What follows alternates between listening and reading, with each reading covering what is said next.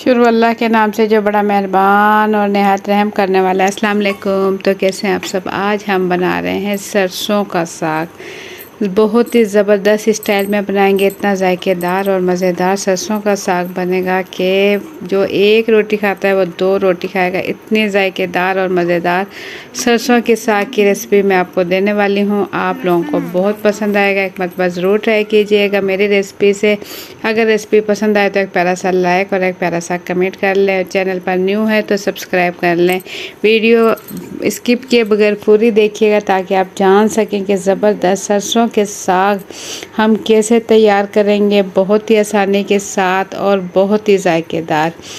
तो बगैर टाइम ज़ाय किए मज़ेदार ये सरसों के साग की रेसिपी शुरू करते हैं। बिस्मिल्लाहिर्रहमानिर्रहीम।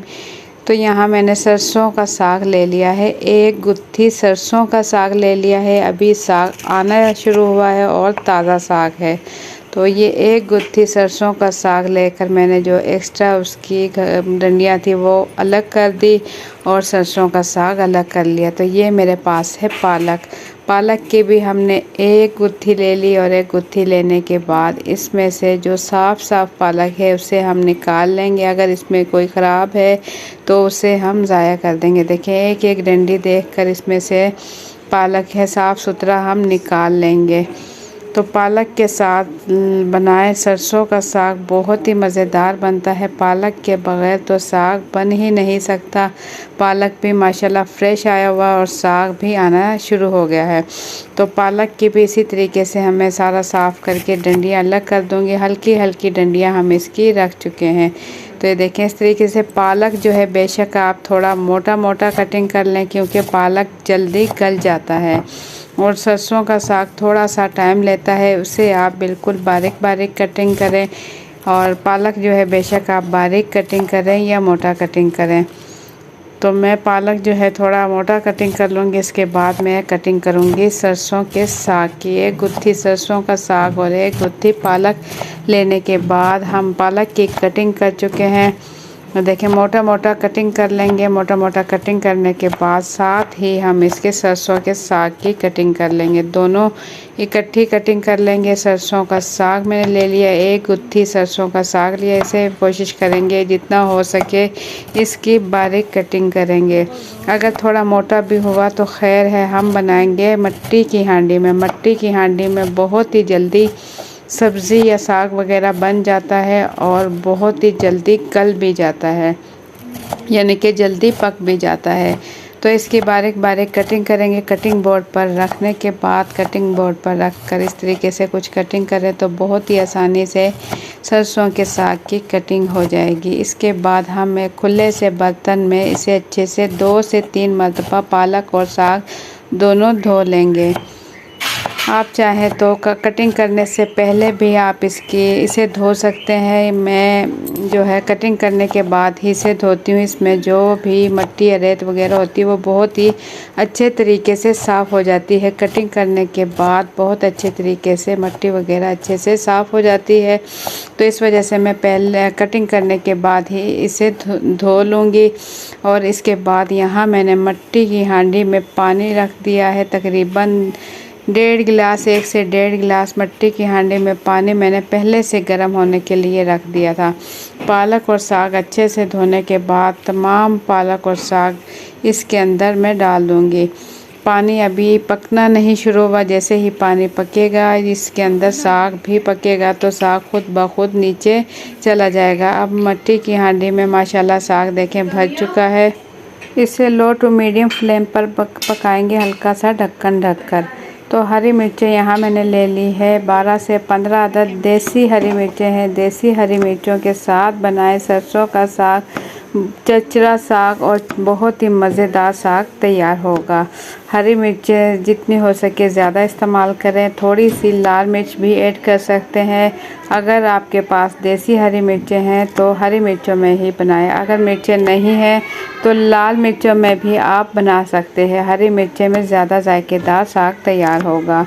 तो इसे बारीक बारीक कटिंग कर लेंगे। 12 से 15 अदद हरी मिर्चें ली। इसे हमने धो लिया। धोने के बाद इसे काट लेंगे, मोटा मोटा कटिंग कर लेंगे। और कटिंग करने के बाद जो हमने साग उबालने के लिए रखा है मिट्टी की हांडी में इस साग के अंदर ही हम हरी मिर्चें इस टाइम डाल देंगे। साग डालने के बाद साथ ही हरी मिर्चें इसके अंदर ऐड कर देंगे और इतनी फ्लेम पर इसे पकाएंगे कि इसका पानी बाहर ना आए और अंदर ही साग पकता रहे। चम्मच से थोड़ा सा अंदर करेंगे तो ढक्कन इसका थोड़ा सा खुला रखेंगे ताकि इसका पानी बाहर ना आए और अंदर ही पके। और मिट्टी की हांडी में अगर आप बनाएंगे तो बहुत ही जल्दी साग तैयार होगा और बहुत ही अच्छा सा गल जाएगा। जब अच्छा सा गलेगा तो घोटने में भी आपको ज़्यादा टाइम नहीं लगेगा। तो ये देखिए माशाल्लाह से तकरीबन 15 से 20 मिनट गुजर चुके हैं और पानी इसका बिल्कुल खुश्क होने लगा है। हल्का हल्का सा पानी और साग माशाल्लाह से अच्छा सा गल चुका है।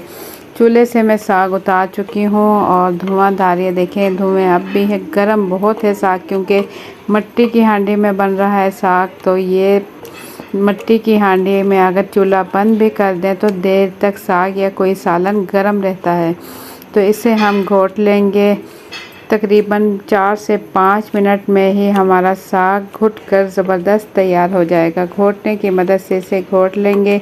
हरी मिर्चें हम इसके अंदर ऐड कर चुके हैं और साथ ही इसमें डाल देंगे लाल मिर्चें और सिर्फ नमक मिर्च का हम इसके अंदर इस्तेमाल करेंगे। बाकी के मसाले हम ऐड नहीं करेंगे।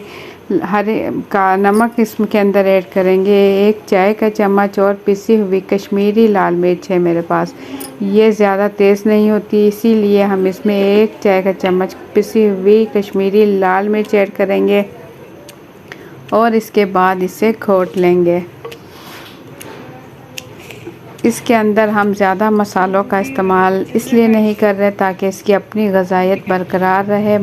सिर्फ इन्हीं मसालों के साथ आप बनाएं, ज़बरदस्त साग तैयार होगा। तकरीबन 2 चाय के चम्मच इसके अंदर हमने आटा ऐड किया। खुश्क आटा इसके अंदर छिड़क लेंगे। 2 चाय के चम्मच छिड़कने के बाद इसे अच्छा सा घोट लेंगे। देखें माशाल्लाह से बहुत ही कम टाइम में और बहुत ही जल्दी से हमारा जो साग है ये घुटकर तैयार हो चुका है। ये देखें ज़बरदस्त साग यहाँ घुटकर हो चुका है तैयार। तो आप भी कोशिश करें, अगर मिट्टी की हांडी में साग बनाया जाए जायकेदार भी बनता है और ये जल्दी तैयार भी हो जाता है। जबकि साग पकने में थोड़ा ज़्यादा टाइम लेता है लेकिन मिट्टी की हांडी में बहुत ही जल्दी साग तैयार हो जाता है। साग अच्छा सा घोटने के बाद चूल्हे पर रख चुकी हूँ मैं और इसके अंदर मैं ऐड कर दूँगी 1 कप दही। टमाटर का इस्तेमाल मैं इसमें नहीं कर रही। साग में टमाटर का इस्तेमाल, अगर आपके पास दही नहीं है तो उस सूरत में आप टमाटर का इस्तेमाल कर सकते हो, वरना दही में ही बनाएं क्योंकि दही से हमारा साग बहुत ही ज़बरदस्त क्रीमी साग तैयार होगा। क्योंकि दूध के साथ दही बनाया जाता है और जब दही फुल मिल्क दूध के साथ आप दही बनाएं और ये दही आप साग के अंदर यूज़ करें तो इससे क्रीमी साग और बहुत ही जायकेदार खुशबूदार साग तैयार होगा। 1 कप दही मैंने इसके अंदर ऐड किया और ऐड करने के बाद इसे हम पकाएंगे तकरीबन 4 से 5 मिनट चूल्हे पर।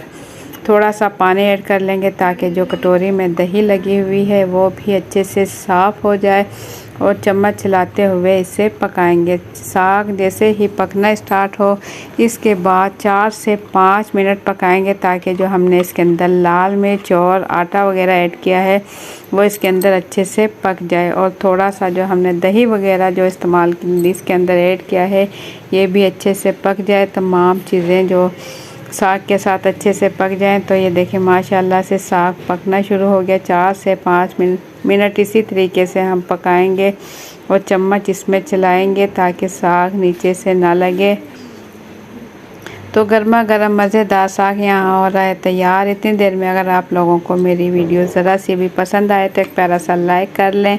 चैनल पर न्यू है तो सब्सक्राइब कर लें। देखें माशाल्लाह से ज़बरदस्त क्रीमी साग बिल्कुल रेडी हो चुका है। तो बस इसी टाइम 4 से 5 मिनट गुजर चुके हैं। चूल्हा बंद कर देंगे और हम इसका तड़का तैयार करेंगे। तड़का तैयार करने के लिए हम ले लेंगे प्यारा सा फ्राई पैन और इसमें डाल देंगे आधा कप कुकिंग ऑयल।